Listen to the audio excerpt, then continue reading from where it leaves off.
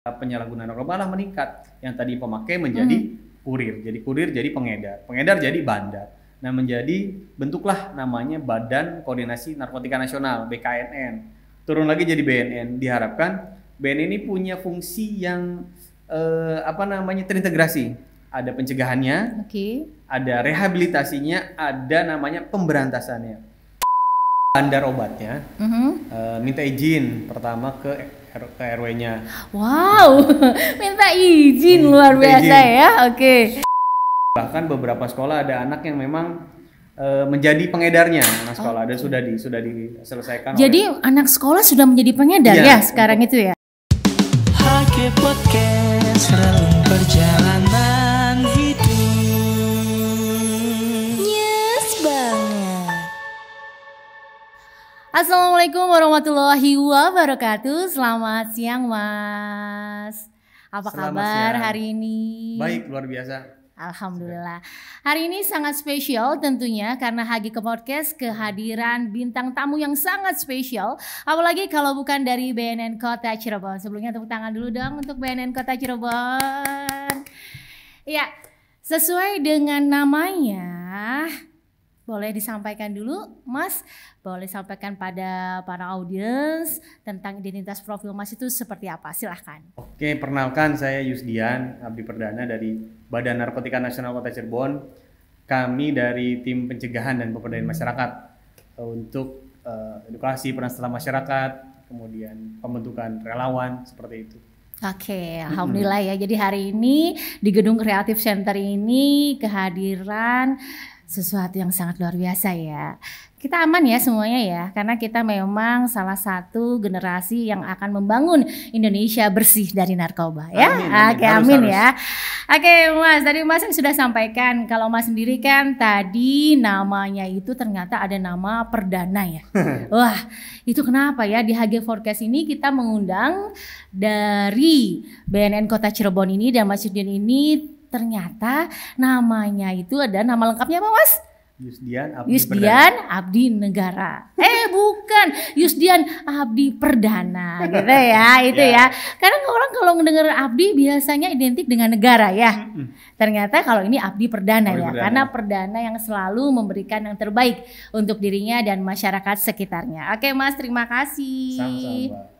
Oke Mas, nggak bisa dipungkiri nih saat ini tentunya fenomena-fenomena di masyarakat tidak terlepas dari penyalahgunaan narkoba.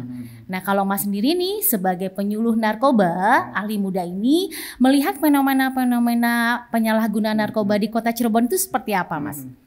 Kalau secara Kota Cirebon ya, itu tidak jauh dari fenomena nasional ya. Bahwasannya narkoba ini menjadi darurat. Kenapa demikian? Karena sudah ada 3,7 juta penduduk Indonesia. Kalau ditarik ke Kota Cirebon tentu sekitar 0,8% dari jumlah penduduk kalau dari prevalensi, angka prevalensi Jawa Barat. Nah, yang jadi masalah ini narkoba tidak melihat siapa dia, asal dari mana, pendidikan apa, semuanya kena dari kalangan pendidikan, non pendidikan, formal maupun non formal, anak sekolah maupun orang dewasa. Bahkan seorang profesor doktor pun ada yang kena, pejabat negara. Maka dari itu menjadi hal yang luar biasa dan menjadi prihatinan. Kalau Kota Cirebon seperti apa? Kota Cirebon sekarang marak anak sekolah, mungkin tidak narkotika, yang anak sekolah ini obat keras tertentu lagi marak. Fenomenanya ini udah mulai mengarah obat keras tertentu, dan bahkan beberapa sekolah ada anak yang memang menjadi pengedarnya. Anak sekolah ada sudah diselesaikan. Jadi anak sekolah sudah menjadi pengedar ya sekarang itu ya? Obat keras tertentu. Jadi dia membeli dalam jumlah banyak, kemudian dijual kembali kepada teman-temannya. Kemudian untuk kalangan dewasa seperti apa? Nah kami pun prihatin kenapa? Karena jumlah napi yang ada di lapas itu mulai meningkat, mayoritas dari kalangan dewasa yang bekerja. Jadi saya bilang orang yang bekerja jauh dari narkoba, justru dari saya penelitian orang yang bekerja itu lebih potensi lebih besar dan lebih tinggi daripada yang non bekerja. Oke, ini sangat menarik ya. Tadi kan Mas bilang ternyata orang yang bekerja itu justru berpotensi untuk menggunakan narkoba ya. Nah itu kalau dilihat faktornya apa sih Mas yang menyebabkan bahwa yang bekerja itu lebih cenderung bisa dan sangat mungkin sekali menggunakan penyalahgunaan narkoba? Hasil penelitian lagi ya, jadi saya nggak berargumen. Oke. Hasil penelitiannya memang orang bekerja itu mencari yang namanya efek penenang, sedatif. Kalau misalnya dia sedang stres, itu dicari narkotika yang bisa meredakan stresnya. Itu untuk stres. Terus yang ada lagi efek euforia. Cari narkotika yang mencari efek menahan lelah. Jadi ketika dia menggunakan efek ini, euforia sesaat, bahagia saat, yang tadinya lelah jadi tidak lelah. Lelah jadi bahagia gitu ya. Padahal semua narkotika itu hanya memaksimalkan fungsi organ tubuh kita aja. Oke, catat ya. Berarti padahal narkotika itu hanya berfungsi untuk mengoptimalkan organ tubuh ya. Organ tubuh kita aja. Oke. Nah, jadi memang benar-benar ya sahabat Jiwa HG Podcast, ternyata memang kenapa yang berpeluang dalam kondisi bekerja dengan tekanan yang tinggi ya. Karena memang pada dasarnya manusia itu butuh rasa aman ya Mas ya. Ada rasa nyaman. Kalau HG Podcast Mas di sini duduk memberikan rasa aman dan nyaman ya. Nyaman, tentram dan betah ya. Oke. Pas banget gitu ya. Oke, alhamdulillah. Oke Mas, melihat dari fenomena tadi itu, ini kan sangat menarik. Ternyata banyak nih remaja-remaja atau anak sekolah yang menjadi pengedar. Salah satunya bisa jadi pengedar obat-obatan ataupun pengedar minuman keras ya.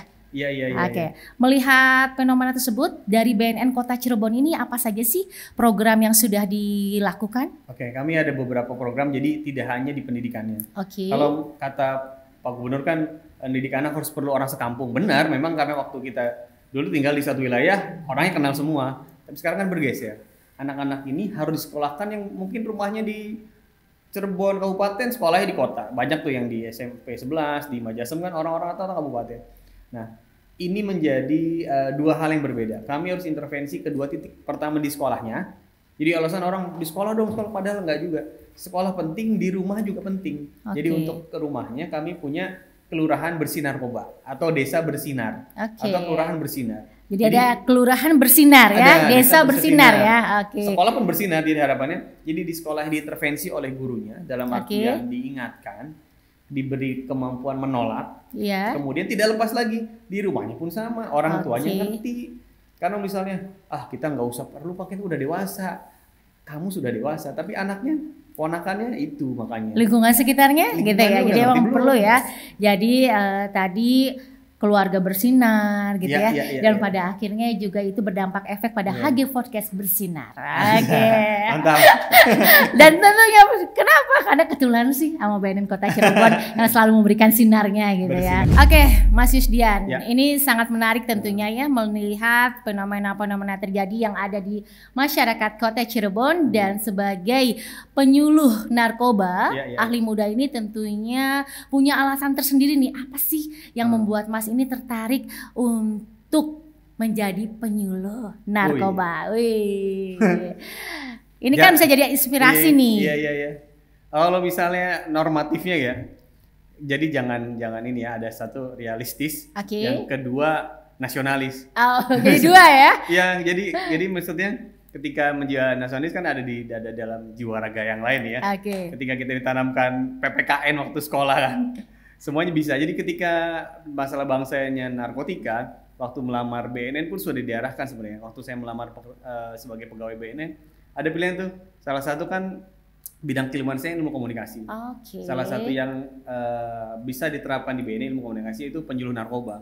Nah di BNN pun penyuluh narkoba dilatih, tidak hanya dilepas mencari literatur sendiri, enggak. Ada pelatihannya, ada bimteknya, sehingga penyampaian narkoba tidak menjadi yang saya bilang sebelumnya dua belah mata pisau ya, yang satu menolak atau yang lainnya malah ingin coba gitu Mbak. Jadi kalau misalnya alasan ya ilmu ini yang menarik gitu, kita bisa berbuat baik tapi negara pun kita pun dapat dari negara gitu loh, tapi kita punya berbuat baik ke banyak orang dan saya harapkan itu berbalik ke keluarga saya gitu loh. Nanti ada yang baik ke anak saya atau keluarga saya besar gitu, Mbak.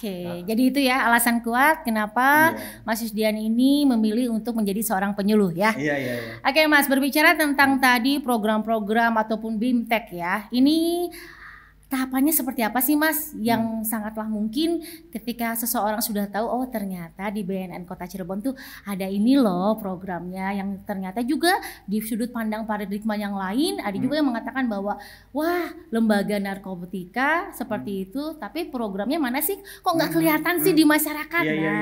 Ini kan pas banget kita akan menyampaikan suatu data dan memang ini kebenarannya seperti apa, begitu Mas? Jadi sudah lama ada namanya penegakan hukum untuk narkotika yang ada satu fungsi pemberantasan. Pemberantasan ini menjadi hal yang lumrah. Contoh ada yang bawa ditangkap, selesai, masukin penjara. Tapi menjadi sulit ketika kok nggak turun-turun ya angka penyalahgunaan narkoba, malah meningkat. Yang tadi pemakai menjadi kurir, jadi kurir jadi pengedar, pengedar jadi bandar. Nah menjadi bentuklah namanya Badan Koordinasi Narkotika Nasional (BKNN). Turun lagi jadi BNN. Diharapkan BNN ini punya fungsi yang terintegrasi. Ada pencegahannya, ada rehabilitasinya, ada namanya pemberantasannya. Nah makanya ketika kami di BNN, program yang kami lakukan tidak hanya penindakan, Mbak. Kalau penindakan ya pasti yang nggak ada dendang lama lah, kalau bahasa bahasanya dendang lama, lagu lama. Ya pencegahan kita tingkatkan, ada namanya penggiat anti narkoba, relawan, intervensi berbasis masyarakat atau agen pemulihan. Ada yang namanya program sekolah bersinar, itu semuanya ada di BNN. Bahkan kita pernah melakukan program pemberdayaan alternatif. Jadi waktu itu kami ada di 38 kawasan rawan di Indonesia. Di Cirebon itu kami dapat di kawasan Mundu. Mundu ya. Yang terkenal dengan pasar ikan? Iya. Di Bandeng di sana. Kali ini berbau-bau apa nih? Berbau-bau narkoba atau berbau apa? Salah satu selnya, sel maksudnya jaringan, sel itu maksudnya jaringan. Salah satu ya? Salah satu, bisa salah dua. Kalau salah tiga kita revisi lagi ya. Ada hair. Jadi kalau misalnya di salah satu jaringan yang diungkap Deputi Pemberantasan, itu orang Cirebon ternyata berkaitan dengan lapas-lapas di wilayah di Gintung, lapas-lapas Gunung Sindur. Jadi ternyata kok di Cirebon ada, makanya diterapkanlah waktu itu pemberdayaan alternatif. Kami berusaha menyelamatkan sebanyak mungkin. Kita nggak bisa nyelamatin orang sebanyak mungkin. Nggak bisa nyelamatin semua orang. Betul. Kenapa? Karena hal ini pun terbatas. Orang yang diselamatkan ada yang mau, ada yang enggak. Contoh pecandu narkoba tuh ada yang mau diselamatkan, ada yang belum mau diselamatkan. Ada yang masih memilih untuk tetap menjadi pecandu ya. Belum mau, jadi belum mau ya. Tapi belum. Nah untuk pemberdayaan alternatif kami melaksanakan pelatihan waktu itu bandeng, karena di Mundu tuh banyak sekali bandeng yang memang diproses dari bandeng presto, bandeng nugget atau apapun, kami pelatihan di sana. Nah program-program yang kami lakukan di Kota Cirebon untuk pencegahannya edukasi, kemudian pembentukan relawan atau penggiat, kemudian agen pemulihan di masyarakat, dan ada yang namanya intervensi berbasis masyarakat. Itu yang lagi digalakan untuk rehabilitasi dan pencegahan. Tadi kan Mas bilang nih ya, jadi masih ada juga nih yang belum mau untuk pulih dari pecandu narkoba. Apakah itu ada kaitannya tidak dengan kurangnya sosialisasi yang diberikan pada masyarakat? Gini, yang kalau kurang mungkin bisa aja dianggap kurang. Tapi harus dibuktikan dengan data ya. Iya betul. Tapi kalau misalnya dia tahu tentang BNN, mungkin dia udah banyak tahu. Yang jadi masalah sekarang, Mbak Hage, ini para bandar narkoba itu mencoba menutupi para pecandunya. Betul. Dia membuat rantai yang sangat kuat sekali ya. Iya. Jangan mau rehab di BNN. Nanti kamu jadi cepu atau jadi informan, kamu ditangkap baru direhab. Itu yang dikembangkan, Mbak. Iya. Sekarang paradigma seperti itu. Iya, jadi mereka sudah dapat informasi di BNN itu ada rehab. Iya. Tapi misinformasikan, disalahartikan. Yang masuk ke BNN itu jadi cepu, jadi informan. Nanti nggak bisa direhab. Kamu diinterogasi dulu, baru boleh rehab. Takut itu takut para pecandu. Karena mereka kan mau informasi ragu. Oke Mas, tadi kan Mas bilang ternyata ada beberapa paradigma yang terjadi di luar sana, banyak juga yang pecandu, bahkan bukan hanya pecandu, tapi pengedar yang mengisukan bahwa para pecandu itu jangan sampai masuk ke rehabilitasi BNN ya. Seperti itu ya. Dan tadi ada beberapa alasan, misalkan nanti cepu dan sebagainya gitu kan. Tentunya kita butuh sosok ataupun orang-orang tertentu yang bisa memberikan sosialisasi dan hadirnya itu dari berbagai segmen ya Mas ya. Iya. Nah yang saya amati nih Mas, yang Hagi amati ini di BNN Kota Cirebon ini tuh ada yang namanya pembentukan penggiat anti narkoba ya Mas ya. Boleh digambarkan nggak Mas, penggiat anti narkoba itu seperti apa dan syaratnya ketika seseorang ingin menjadi penggiat anti narkoba tuh gimana sih? Nah iya, jadi kami membuka semacam agen perubahan kalau agen perubahan perubahan atau misalnya perpanjangan mitra kami di masyarakat. Jadi apa disebutnya penggiat anti narkoba. Penggiat anti narkoba ini WNI yang memang mau semangat berjiwa NKRI. Terus kemudian siap menyebarkan informasi tentang bahaya narkoba. Nah fungsinya dia ada penjangkauan sebagai penyuluh, kemudian sebagai fasilitator untuk program-program pencegahan maupun rehabilitasi. Syaratnya minimal usia 16 tahun. 16 tahun. Kemudian nanti yang bersangkutan mau dan sukarela. Kenapa sukarela? Ya karena ini masalah bersama gitu narkoba dan semua orang bisa terlibat. Dan dilindungi oleh Undang-Undang 108, masyarakat boleh ikut serta dalam masalah dan dilindungi dalam masalah penanggulangan narkoba. Berarti dari tim HG4Case ini sebenarnya bisa ya jadi penggiat anti narkoba ya Mas ya? Ya minimal tes urin dulu lah. Wajib ya, wajib Mas. Semua penggiat narkoba ini itu wajib, dulu. Betul. Nanti ada Insya Allah aman. Iya. Kayak di wajahnya sih aman sih. Ya. Kalau lihat wajah-wajahnya gitu aman. Ya Mas, tadi kan ternyata ada ya syarat-syarat ketika memang seseorang ingin menjadi penggiat anti narkoba ya Mas ya. Pernah nggak sih Mas pada saat rekrutmen ya atau misalkan kita mencari penggiat anti narkoba ini ternyata sebenarnya penggiat anti narkoba ini hanya mencoba-coba atau bahkan dia menjadi kaki tangannya para pecandu. Nah ini menggelitik nih sampai kepikiran ada nggak ya yang kayak gitu Mas? Gimana ya? Semua proses tuh contoh aja ya. Tidak hanya penggiat. Contoh ada oknum TNI, Polri, BNN yang bahkan sudah seleksinya ketat. Pengkhianat ada di BNN pun ada yang begitu. Kemudian apalagi di penggiat yang memang kami seleksinya atas dasar rasa mau sukarela. Pernah nggak kejadian di BNN Kota Cirebon? Betul, itu kan marak sekali ya beritanya ya.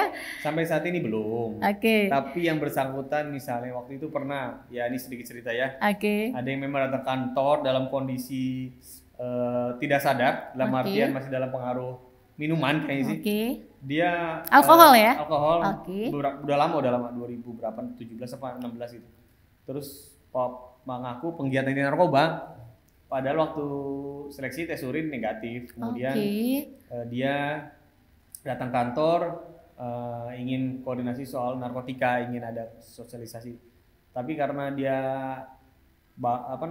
diwawancara, kemudian dia yang bersangkutannya mengaku habis konsumsi minuman keras. Memang minuman keras itu bukan narkotika. Beda ya. Tapi lebih ke arah etika. Etika ya betul. Etikanya dilanggar karena penggiat itu panutan. Betul, sosok ya. Sosok figur yang memang harus memperlihatkan daya juang psikologis yang baik. Kemudian ketahanan diri yang baik ya Mas ya, seperti itu ya. Seperti kita ya Mas tahan banting gitu ya. Tahan dengan segala tekanan ya Mas ya. Karena itu kita ada di HG4Case. Oke Mas, lanjut. Jadi tadi seperti itu ya. Ternyata bisa jadi pada saat di awal itu tes urin itu negatif ya. Negatif dulu. Kemudian ikuti syarat-syaratnya. Ada syarat-syaratnya ya seperti itu ya. Jadi sampai saat ini belum ada ya yang misalkan yang masuk sebagai penggiat anti narkoba itu hanya coba-coba aja atau bahkan dia hanya sebagai kaki tangannya para pecandu atau pengedar narkoba. Belum ada ya? Insya Allah moga. Ya, dan jangan ada ya. Jangan ada ya. Jangan ada. Seperti itu ya Masnya. Jadi hambatan-hambatannya itu bagaimana Mas ketika membentuk penggiat anti narkoba ini kan yang dibentuk oleh BNN bukan hanya di segi dunia pendidikan aja ya, tapi ada di dunia hiburan ya Mas yang saya tahu. Kemudian ada juga di dunia pemerintahan seperti itu ya. Itu segmennya apa aja tuh Mas? Biar nanti HG4Case ini wah ternyata begini loh programnya. Iya. Kami mencoba mengambil, jadi dulu ada duta-duta, ada macam-macam duta ya. duta anti narkoba. Sekarang nggak ada lagi. Oke, sebentar lagi HG mau membentuk duta narkoba dari kampus. Oke, Yensek Nurjati Cirebon bersama BNN Kota Cirebon. Oke. Nanti teman-teman juga nanti kami latih. Siap. Jadi nggak cuma dibentuk aja. Betul, itu kan ada prosesnya, ada selektifnya. Nggak mungkin kalau tidak melalui tahapan-tahapan ya. Oke. Nanti ada BIMTEK-nya, bimbingan teknisnya. Betul. Nanti dari kalangan seni, pendidikan, remaja. Nanti kami ada program remaja teman sebaya, ketahanan keluarga. Nanti ketahanan keluarga tuh ngambil 10 keluarga dari kelurahan yang dipilih untuk jadi panutan, role model di kelurahan tersebut. Berarti itu dari 10 keluarga itu memang menjadi panutan ya, role modelnya ya. Oke Mas, berarti sampai saat ini tidak ada yang memang penggiat anti narkoba dan ternyata dia adalah kaki tangan ataupun mata-mata dari pecandu ataupun pengedar narkoba ya. Dan harapannya tidak ada ya Mas ya. Oke. Tapi pernah nggak sih Mas, BNN Kota Cirebon ini menemukan suatu data atau fakta tentang ada suatu lokasi atau wilayah yang ternyata wilayah tersebut tahu ada salah satu masyarakat yang memang menjadi pengedar narkoba tetapi dibiarkan atau bahkan mungkin karena ada salah satu faktor memberikan kontribusi besar terhadap warga tertentu. Ada nggak sih Mas? Pernah mengalami seperti itu nggak Mas? Ada, jadi bandar obatnya minta izin pertama ke RW-nya. Wow, minta izin luar biasa ya. Oke. Ini yang ngomong Pak Lurah langsung, jadi fakta ya. Ini fakta ya. Jadi saya kalau ngomong bahaya kalau dituntut orang, nanti Pak Lurahnya yang yang bisa bersaksi, yang bersangkutan minta izin, Pak, saya mau dagang di sini. Jadi tiap bulan ada buat yang bersangkutan oknum tersebut. Yang penting nanti 17-an acara pemuda saya sumbang gitu. Jadi dia menjanjikan untuk acara-acara yang untuk nuansa masyarakat dia berikan sumbangsi. Wow, luar biasa ya. Wow, itu sangat mengerikan dan ternyata apa yang terjadi? Masalahnya nanti akan jadi kampung narkoba, Mbak. Kampung narkoba dibentuk dari situ. Yang kalau misalnya pernah dengar kampung Ambon gitu ya. Yang sama dengan kampung Kuburaya ada di Medan sana. Ya, awalnya dari situ, dari bentuk tidak pedulian oknum terdekat. Contoh yang terkena ada RT RW baru, ada lurah dong, ada kadus kalau di desa, ada kades. Yaitu mereka-mereka ini yang menjadi sebenarnya mitra pemerintah, mitra polisi, mitra BNN, mitra TNI, Polri, yang semuanya yang terlibat. Kalau mereka aja udah kena masuk angin, istilahnya tanda kutip masuk angin, mau bergaul dan dengan bandar, apa yang terjadi dengan tetangga-tetangga mereka dengan warganya loh. Oke, jadi sebenarnya Mas setuju nggak dengan para pendapat ataupun yang menyampaikan bahwa jangan dekat-dekat dengan pecandu narkoba, jangan dekat-dekat dengan pengedar narkoba, nanti bisa tertular. Nah, makna tertular itu bagaimana sih Mas? Dari sudut pandang penyuluh BNN Kota Cirebon. Oke. Jadi kalau pengedar jangan didekatin. Oke, pengedar jangan. Pengedar jangan dekatin. Kalau pecandu, kalau dia udah sadar boleh. Oke, kalau sudah sadar ya. Jadi kalau dia lagi posisi masih high kan gitu jangan ya.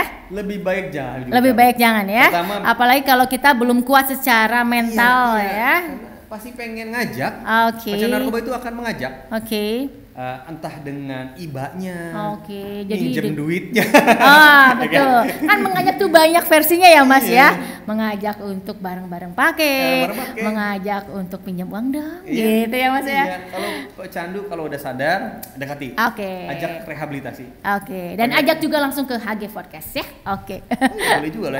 Mantan pecandu nanti ya. Iya, mantan pecandu ditunggu ya Mas ya di HG Podcast ke saya juga ya. Ini sangat menarik ya Mas ya, kalau memang bicara tentang penyalahgunaan narkoba, penggiat anti narkoba itu membuat kita semakin sadar ternyata kita itu penting untuk mencintai diri kita.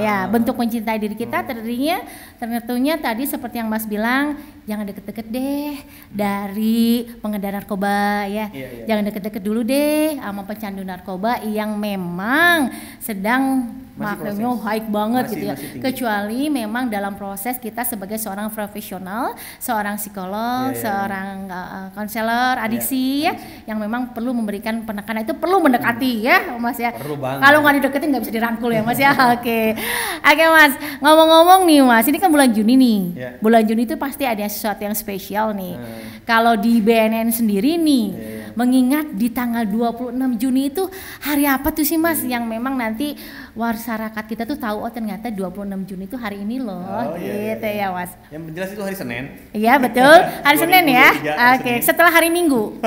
Dan sebelumnya hari Sabtu ya Mas. Oke ya. 2023 itu hari Senin.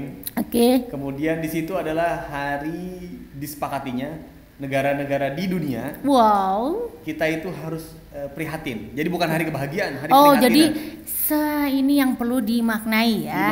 Jadi hari prihatin. Hari keprihatinan. Itu gimana Mas? Hari prihatin bagaimana maksudnya? Di dunia ini sudah banyak sekali. Ada 250 jenis narkotika. Yang masuk Indonesia itu ada 78 kalau nggak salah Permenkesnya. Iya. Kemudian penyalahguna di Indonesia 3,7 juta orang. Wow. Nah, 26 Juni itu hari renungan sebenarnya. Merenung. Kami BNN mengajak mewakili dia Indonesia BNN di masing-masing kota kabupaten. Ini hari mana ini korban narkoba udah banyak, mau ngapain kita? 2045 lagi-lagi visi Indonesia kan pengen seperti Cina hari ini, Amerika hari ini dong. Betul. Kalau semua pecandu narkobanya makin banyak, Indonesia mau dibawa kemana? Kita keluar rumah aja udah ada yang bos obat bos. Cimeng bos misalnya kayak gitu. 26 Juni itu hari anti narkotika internasional dirayakan seluruh dunia dan lembaga PBB yang menaunginya adalah UNODC. Nah UNODC ini sepakat kami ada di Jenewa waktu itu kumpul disepakati 26 Juni sebagai hari anti narkotika. Nah ini kan tadi Mas bilang merenung ya, hari prihatin. Kita akan merenung betapa dahsyatnya penyalahgunaan narkoba ini dan ternyata jumlahnya yang semakin meningkat. Pertanyaan HG nih ya. Ini bagaimana ketika seseorang berada dalam kondisi empatinya yang memang belum bagus, empatinya belum tinggi ya. Jadi bodo amat ya buat gue apa aja, masalah nggak masalah deh, semua hari sama aja. Nah itu menyikapi seperti itu bagaimana? Itu tugas kami untuk memberitahu. Berarti mungkin dia belum tahu. Orang itu baru pas kena baru kerasa tuh biasanya itu. Tapi gimana caranya jangan pas udah kena kerasa ya. Dari sekarang kerasa betapa dahsyatnya. Penyalahgunaan narkoba ya. Kita harapkan teman-teman yang di Cirebon misalnya saat ini Cirebon minimal kalian tidak cobalah. Itu hal tersimpel yang kamu bisa lakukan. Kalau ada yang nawarin tolak, dan kalau tidak nawarin nggak usah nyari gitu loh. Gitu ya. Nah itu bedanya ya. Jadi kalau misalkan sahabat jiwa HG Podcast ini kalau ada yang nawarin ya tolak. Kalau nggak ada yang nawarin ya jangan nyari. Carinya ke HG Podcast aja ya. Ditonton lah ya HG Podcast ya. Mas ini sangat menarik. Nah sekarang ke pertanyaan yang sangat menggelitik juga nih Mas ya, terkait dengan tadi Hari Anti Narkoba Internasional ya. Jadi perlu adanya sosialisasi, kemudian penumbuhan rasa empati, sehingga kita sadar bahwa sebagai warga ini adalah bukan hanya kita tentang keakuan diri, tapi bagaimana caranya kita bisa berkesinambung, kita bisa menyadari bahwa ini adalah permasalahan kita semua, begitu ya Mas ya. Oke Mas, berbicara tentang penggiat anti narkoba nggak pernah ada habisnya Mas ya. Emang pengennya bahas lagi ya. Jadi untuk sahabat jiwa HG Forecast yang memang tadi memenuhi kriteria, yuk datang aja langsung ke BNN Kota Cirebon ya. Jadi tentu nanti ada nggak Mas alamat webnya ataupun kontak personnya yang membuat orang-orang tuh aduh kayaknya gue pengen jadi penggiat narkoba deh, karena aku pengen deh, saya tuh pengen nih, ini gimana nih? Kami membuka bagi seluruh warga Cirebon yang memang kami kan ada di 2 operasi kota dan kabupaten Cirebon, yang mau datang ke kami di Jalan Laut Arafuru, kalau gampang mah Jalan Cipto, di belak deketnya Jamblang Batotoy di situ ya. Batotoy dan Miget yang terkenal gitu ya. Nanti bahagia sama saya bisa sama Terus seluruh warga Cirebon yang usianya minimal 16 tahun dan mau sukarela nanti daftar ke kita.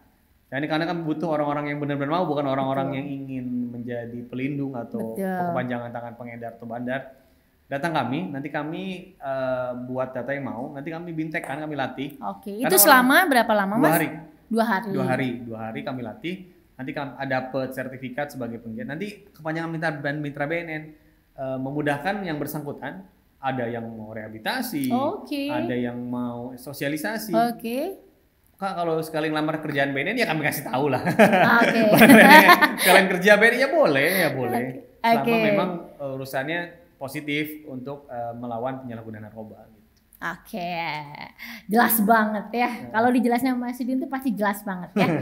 Oke Mas Yusdian, sekarang kita pengen tahu banget nih terkait dengan penggiat anti narkoba yang kekinian. Gitu. Ada nggak sih penggiat anti narkoba yang tanpa diketahui oleh masyarakat kalau dia tuh penggiat anti narkoba jadi seperti terselubung?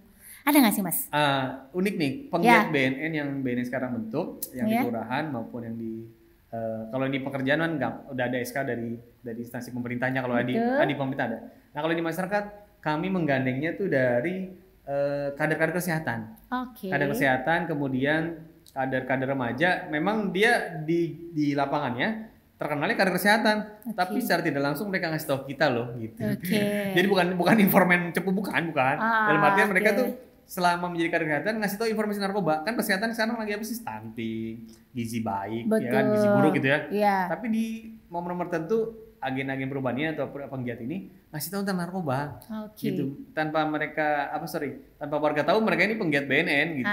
Gitu kan maksudnya. Jadi kan kadang kan ada orang yang memang udah ngedengar penggiat anti narkoba udah resisten duluan. Resisten pasti. Ya, apalagi misalkan di suatu lokasi yang memang itu terkenal dengan tingkat penyalahgunaan narkoba yang tinggi itu, tentunya kehadiran penggiat anti narkoba itu sangat takut banget gitu ya Mas ya. Khawatir. Awalnya mereka khawatir karena sudah tahu ini untuk edukasi, mereka berani kok. Jadi seperti itu ya Mas ya. Oke Mas, harapannya dari BNN Kota Cirebon ini terhadap penggiat anti narkoba itu seperti apa Mas? Harapannya yang mau daftar kali ya. Kalau penggiat anti narkoba kita yang sudah bentuk tetap berlanjut, tidak bosan-bosan. Yang mau, harapannya kita ayo berbondong-bondong. Kita mendaftarkan diri ke BNN secara volunteer. Kemudian ini masa narkoba masa bersama. Kalau bukan sekarang kamu kena, mungkin tahun depan atau selanjutnya. Bukan mendoakan ya. Lindungi keluarga kita dengan melindungi orang lain. Lindungi keluarga kita dari narkotika dengan melindungi orang lain juga. Ya, jangan lindungi orang lain aja, lindungi diri sendiri dulu. Terus lindungi lingkungan sekitar ya, dan keluarga tentunya pastinya Mas ya. Oke Mas, kalau begitu dari peran penggiat anti narkoba ini di masyarakat bisa disimpulkan Mas seperti apa? Nah, peran penggiat ini menjadi sebuah role model, menjadi seorang penyuluh narkoba juga, kemudian menjadi fasilitator ketemu dengan BNN, kepanjangan tangan, kemudian menjadi penjangkau, jadi teman lah. Jadi ketika semua sudah masyarakat mengobati dirinya sendiri, insya Allah permasalahan narkotika cepat turun, cepat hilang. Ya dimulai memang dari hal yang seperti itu ya Mas ya.